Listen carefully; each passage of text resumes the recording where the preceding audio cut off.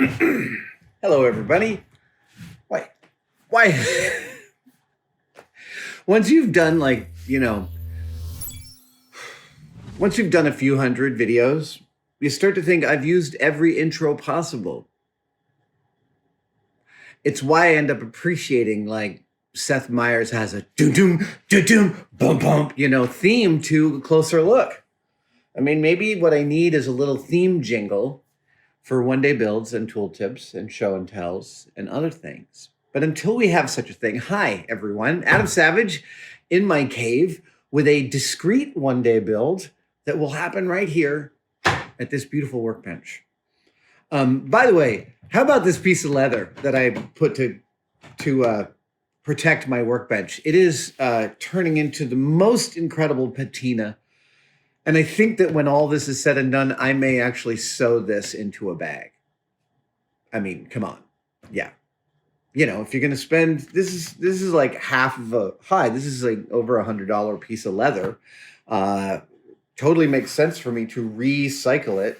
It's a little bit beaten up and cut up in a bunch of places, but hell's bells was what I was supposed to say. Hell's bells, that'd be pretty cool. But that's not what we're talking about today. Today, we're talking about animation, zoetropes, and flipbooks. Yeah. You might not know this about me, but I come from animation people. My father was an animator, specifically hand-drawn cell animation, and he was one of the first animators hired by Children's Television Workshop to produce animations for the then brand new show Sesame Street in the late 60s and early 70s.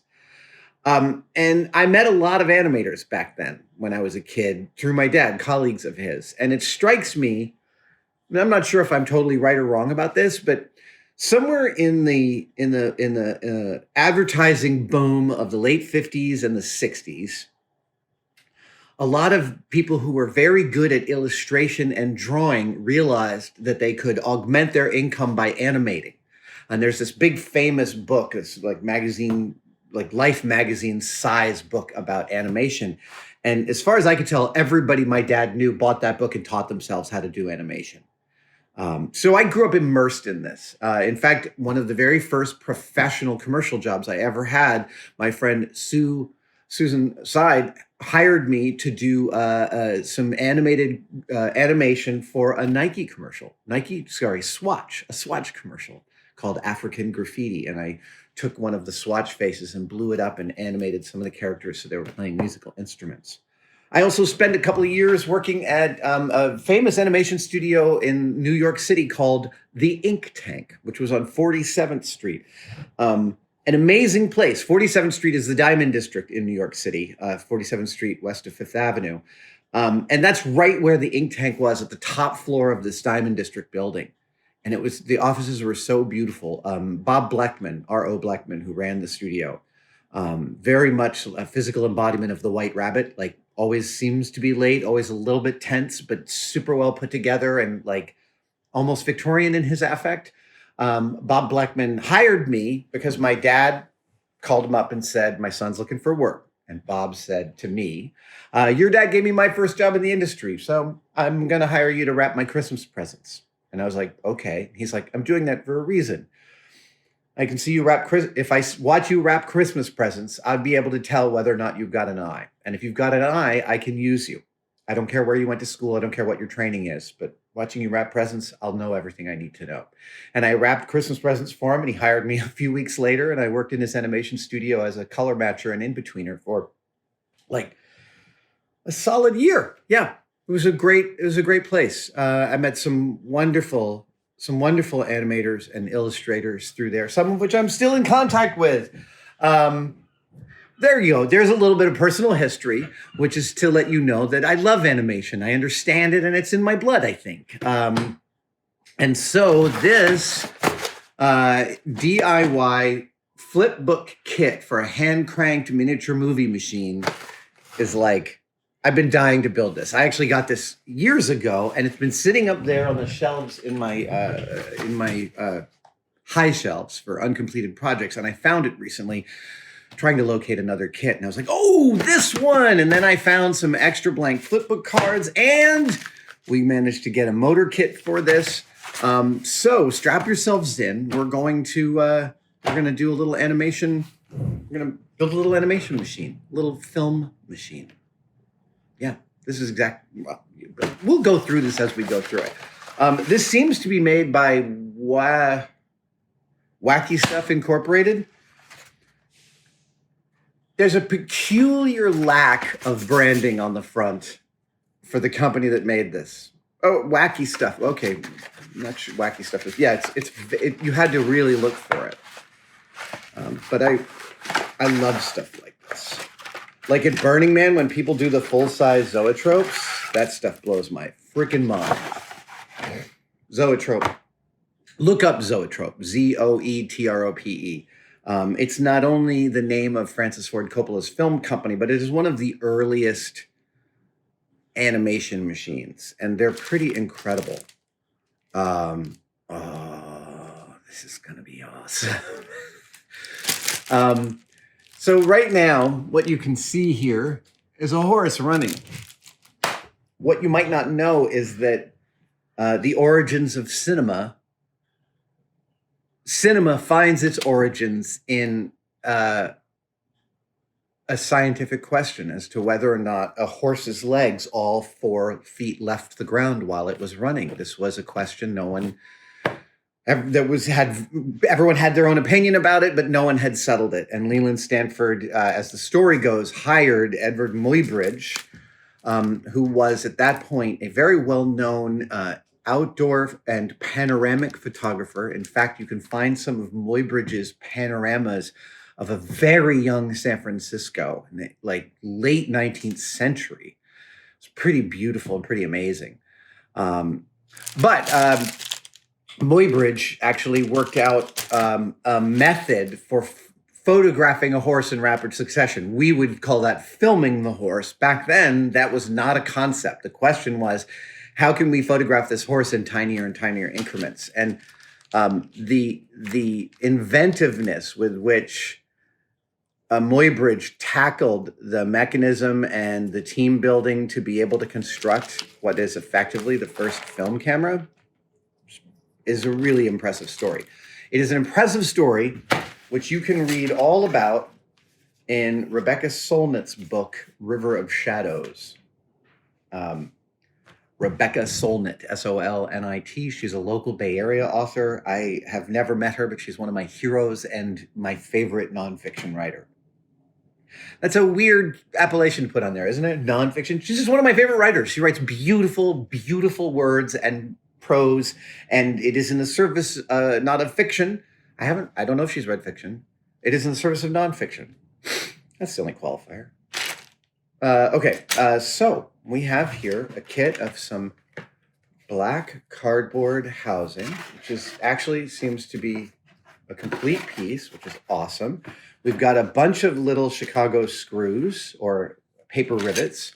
We have some injection molded parts here. Let's just open these. And these are part of the crank mechanism, obvi. And then we have this motor kit. And the motor kit has a battery holder.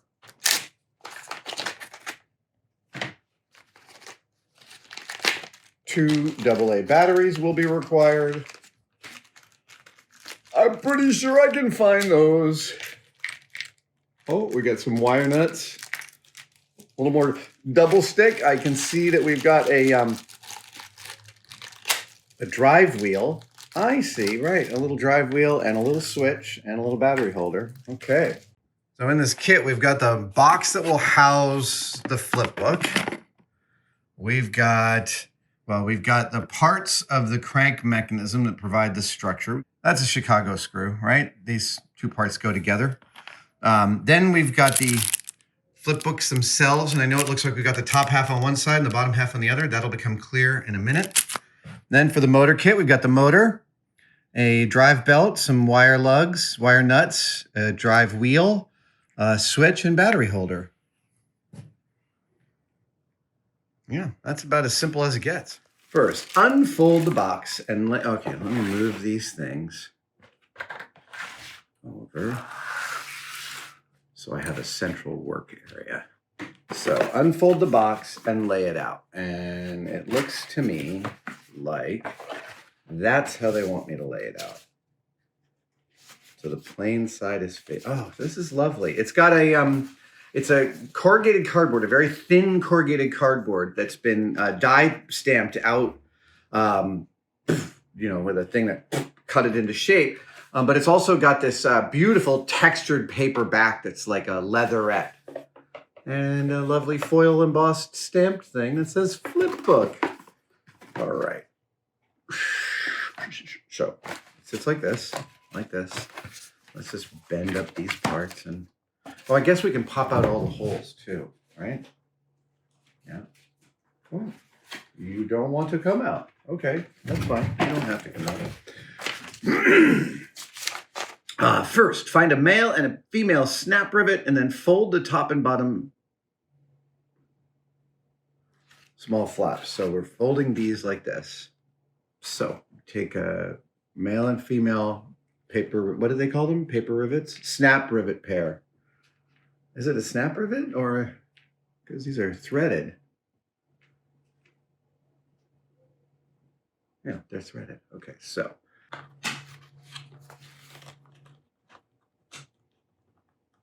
Come on.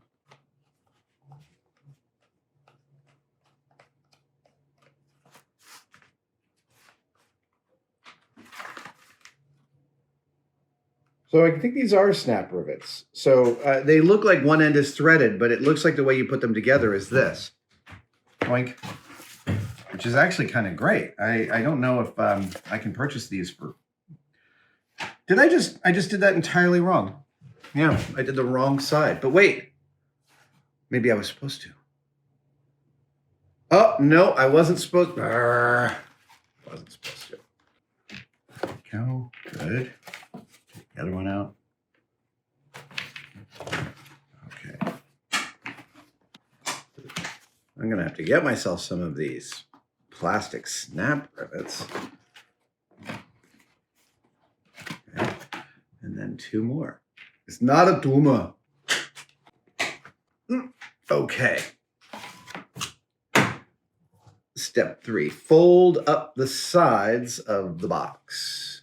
So we are like this. So fold up the sides, yeah, and bring them up, and bring up these sides, and then fold them over. Right. Okay, right, yeah, we gotta get rid of these little. Alignment here is a little bit tricky, so just work at it a little bit. Oh, nice.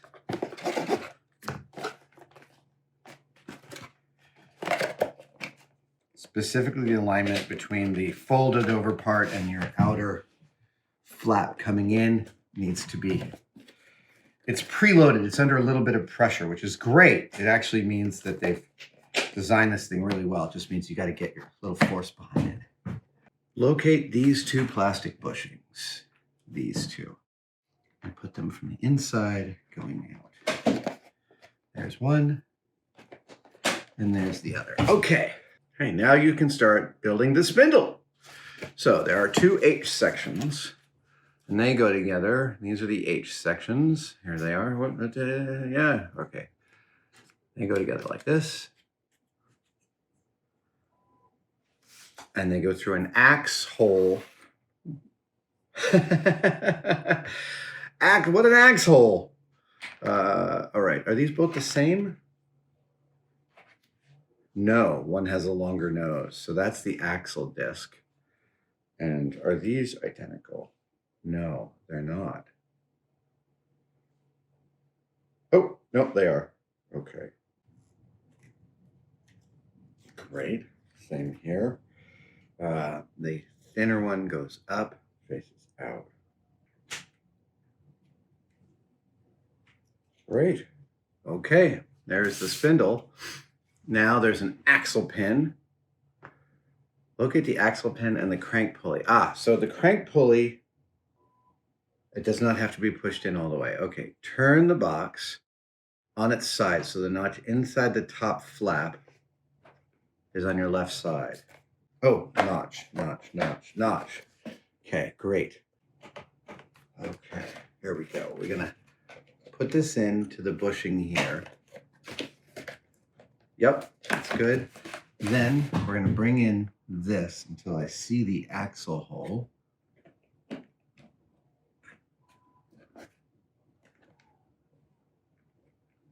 Oh, oh, oh, oh, oh, oh, there we go. There we go. That's what I'm looking for.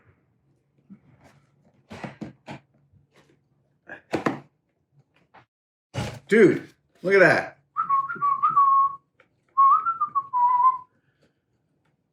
That should rotate. There we go. Ah, this is where the motor goes. Yes, yes, yes, yes, yes, yes. Okay, let's, right. Okay, so the motor clearly comes up through here, right? Way in the back, gets screwed in with 2 screws. Yes, okay. Now I've figured this out. Then it gets, wow, it's just a press fit, I guess. And then that goes there, yeah. Yeah, we're doing this whole thing. Here we go, let me get it.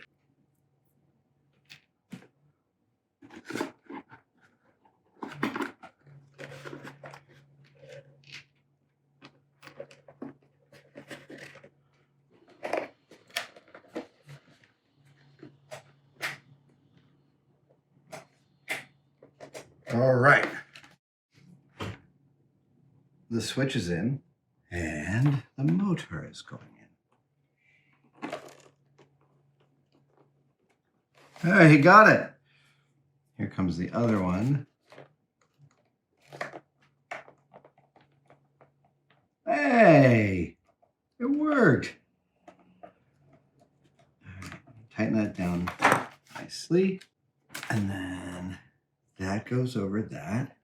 It is just a press fit, am I right? I think it is. Yep, it is. And that means this belt should fit over both of these nicely.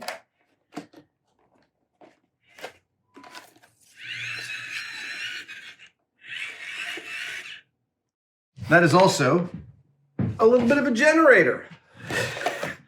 Okay, so we've got some electrics in here. Plenty of light for this tip. Yep, yep, yep. Okay, I'm all the way at 15 for the page catch.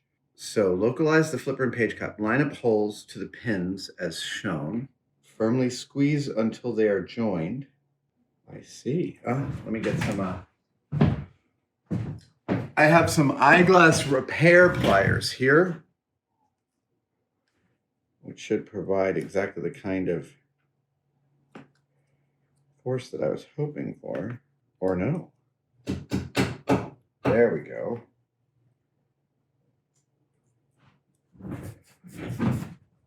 Apply the adhesive square. Yes, the adhesive square. There we go. Okay, so adhesive square goes there. Yep, yep.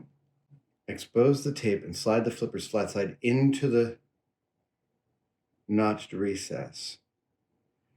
Oh, into the notched recess. There it is. Okay, permanent. Now, it's time for the flip cards.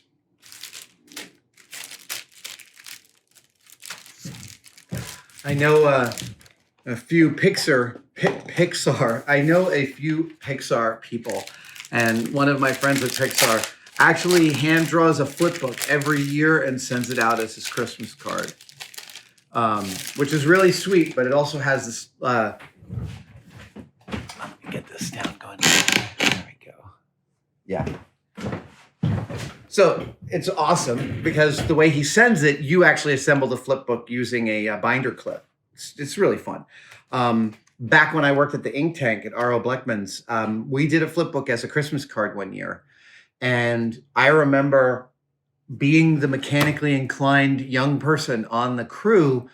They were like, could you assemble these flip books? Because what we did was we printed something like, it's like 45 pages to this flip book. You know, it was a big stack of cardstock.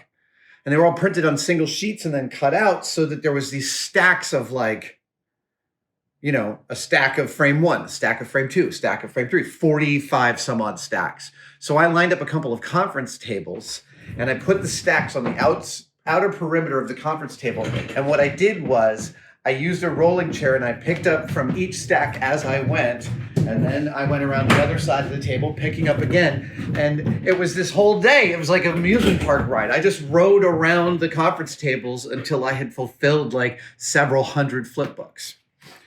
Well, here is another one.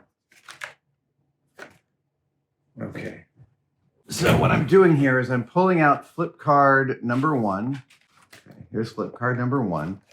All right. I want these to both come out the back. That's what I really want. And I can do it. Yes, I can.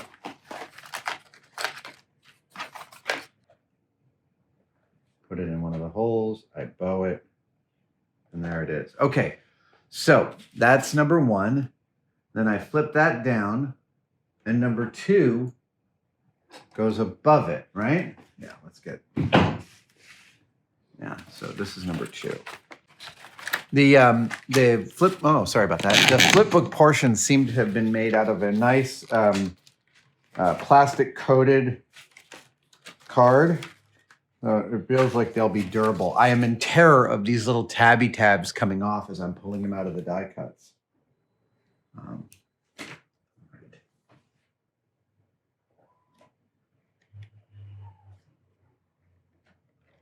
Okay, so that's 2. Now we do 3.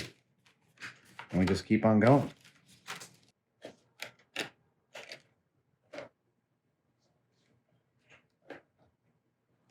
3 and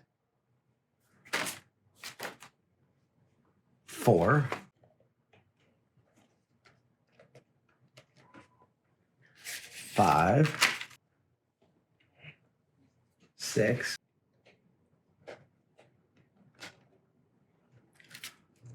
1 sheet is done. 7, 8, 9, 10, 11, 12. Halfway there. 24 frames. 1 second. Okay, so that's 12. Let's do 13. Oh, there it is. I'm gonna pull them all out. Here we go. We have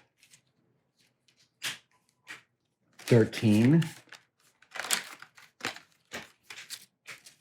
14, 15, 16, 17,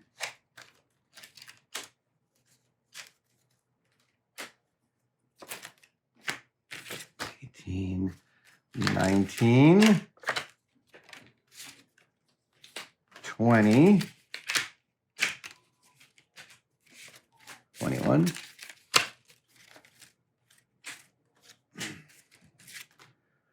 22. The thing is, like, when I say that this like group of excellent illustrators became animators, I don't mean to say that it was like a scam or anything. Animation, the rudiments of animation are really, really simple. Easy to understand and easy to execute. Doing it well is hard, but doing it at all is not necessarily. A very labor-intensive practice. I think of animating, sorry, I don't mean to say that I think that animating is easy at all. I have done it. I have done it professionally. I've done it personally. And my feeling about animating is the same thing as my feeling about editing in film or video, which is to say, I've done both. And I've done both on a semi-professional, on a professional level, enough to know that I am not the gene pool that like editing stuff in video and film is like, it is the most fun. It is so amazing, but it is also some of the hardest work. Martin Scorsese says that editing is the soul of film. It is the one thing that film has that no other discipline has. And I feel like that when I've edited and been like, oh my God, there's so much going on. And then I get to the end of a project and realize, oh my God, I'm addicted to crossfades and I only like one kind of transition, et cetera. And then you realize really you get a glimpse above the clouds about what it is to be a real editor. Same thing about animation. Like take a little webcam, film something moving across your desk. It's going to be really, really fun. Animate your action figures, it's brilliant. But try and do it really, really well. Try and get some real flow and movement and gesture out of your animation, and you'll understand just how amazing the people that do it for a living, like Phil Tippett and other friends of mine, how incredibly sensitive they are to the perfect granularity of the tiniest increments of movements. Okay.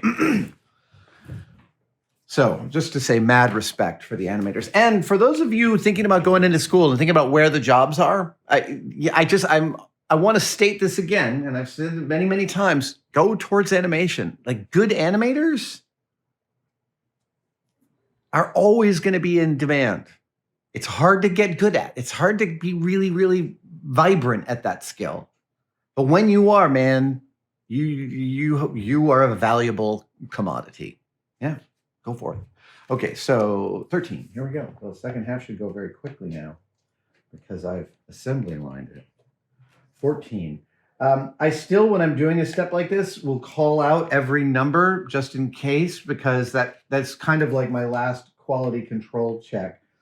15. If I hold to that, then I've forgotten one. Sometimes I can remember where. 17.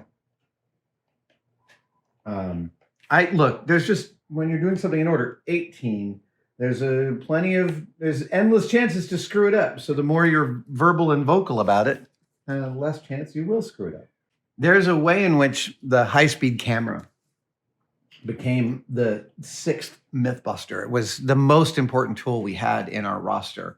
And it was because of the way in which it opened up the world to us. Because we could take the world and slow it to 1,000th or 1/20,000th, or in some cases 100,000th of its speed, and witness what was happening and all that extra detail that was happening when we slowed things down like that. In that same way, Muybridge's breaking down of the horse's gallop into discrete frames that could be investigated and then lined back up again, 22, 23. Muybridge was doing the same thing. He was opening up the world so that people who viewed his films could see how things worked. It was effectively like, it wasn't just the first film camera, it was the first slow-mo camera because you could look at things in their increments. Okay, so. Whoa, hey, look at that! Horses galloping. Oh, dude. Okay. It's really neat.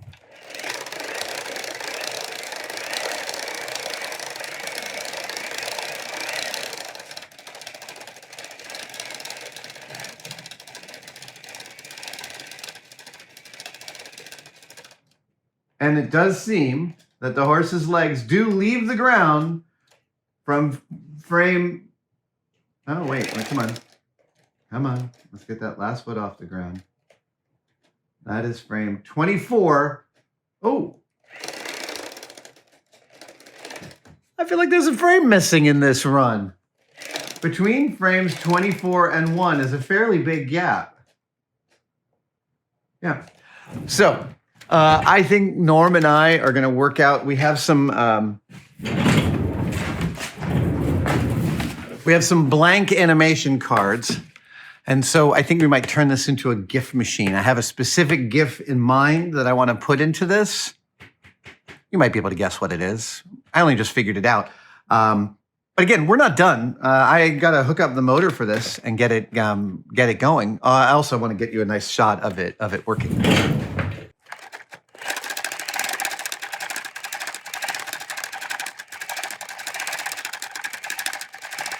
This bit of film, this might not have been the first time Muybridge actually captured the horse's gallop, but this is close to it. And so it's not too much of a stretch to say that this little sequence is partially responsible for the origin of film.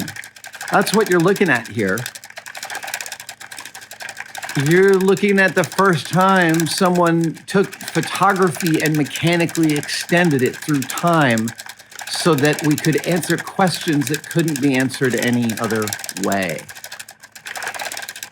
That makes this a particularly beautiful and poignant bit of animation to me.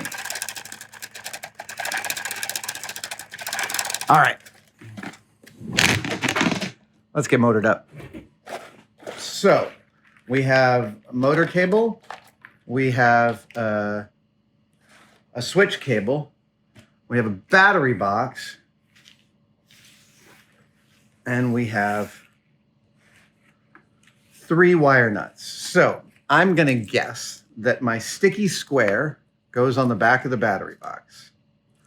I'm almost out of AA batteries. Okay, so we'll do a test of the wiring here.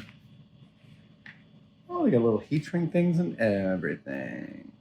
Okay, so batteries go in. I'm almost out of AA's. That's no good. Okay.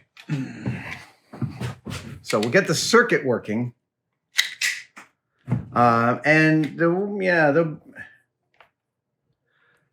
Let's talk about this kind of wiring for a second. I've got a motor coming out here. I've got a switch coming out here.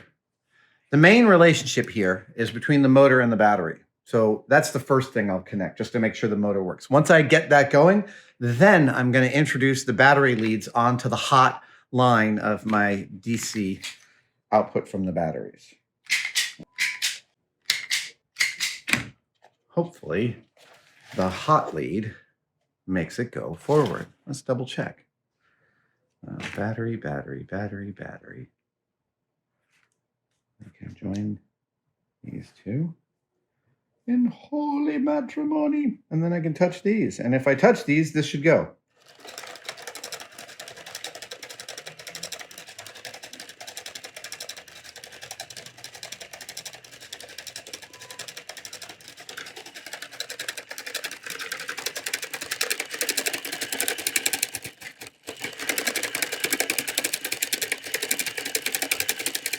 Oh, it's going to be exciting! Yay! Oh, that's so cool. Okay. Hey. Oh, yeah, I don't want to lose that. Okay, so hot lead is, in fact, hot, and it's the right lead. So let us... This is a switch wire. This is a motor wire. I don't need nearly this much wire. This will do. Right to there and right to there. I can put those in my wire scrap bin. You don't have a wire scrap bin, you should have a wire scrap bin. Every now and then you need like a 4-inch length of wire. That's how to get it. Okay, so when I'm using wire nuts, I try and give myself about a 1/2 inch off of of exposed wire. That just gives me more to twist, and it gives me more meat to bite into with the wire lugs, wire nuts. Okay, and there. So the negative lead of the motor is going to go directly to the battery. And that's one of these wire nuts. I'm going to twist that. I'm going to bend over the end just a little bit, just to get a little more traction and secure it. Now, the switch is going to interrupt the hot lead. So I put one end of the switch to one end of the hot lead. And again, I'll bend the tippy tip over so I get a little bit more meat to grab onto with the wire nut. And this will also grab. Now the other end of the switch, oh, all right. So my on-off part of the switch is mislabeled. Ha! Okay, let us see if I can't fix that. Nope, I can't. Can I not? I don't think I can. Okay, so we're gonna, if this is, let's see here, double check operation before I tape in the battery.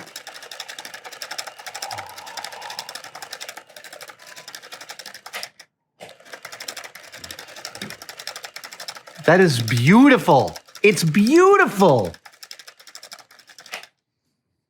I love this thing. It's really, really beautifully done.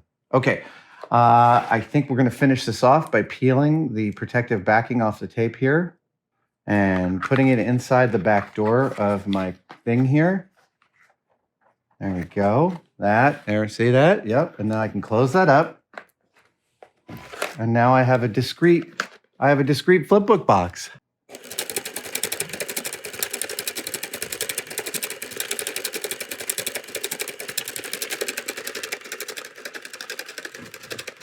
It's beautiful, right? There's something really evocative about this analog thing and its history.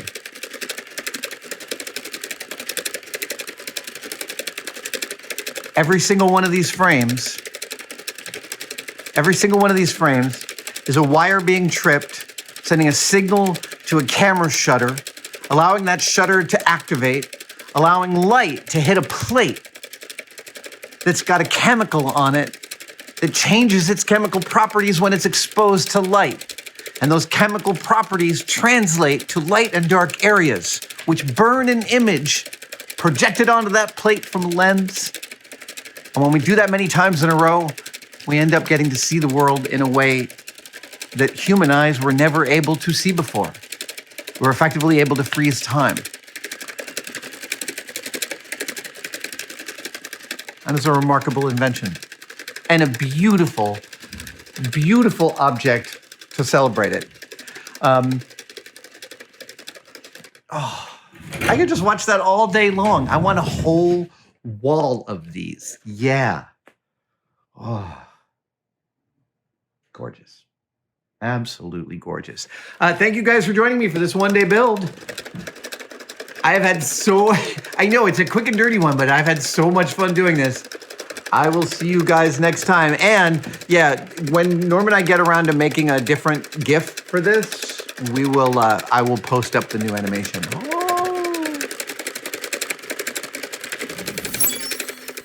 Thank you guys so much for watching that entire video. If you would like to support Tested even further, well, I'm here to tell you that you could become a member. If you follow the links below, you will see there are several tiers of membership depending on how much you'd like to pay and how much access you would like to me and the Tested team. And membership comes, as always, with some excellent benefits, including questions that I'll answer in live streams. The questions have been so amazing, and exclusive videos and exclusive content. Follow the links below, and we will see you next time.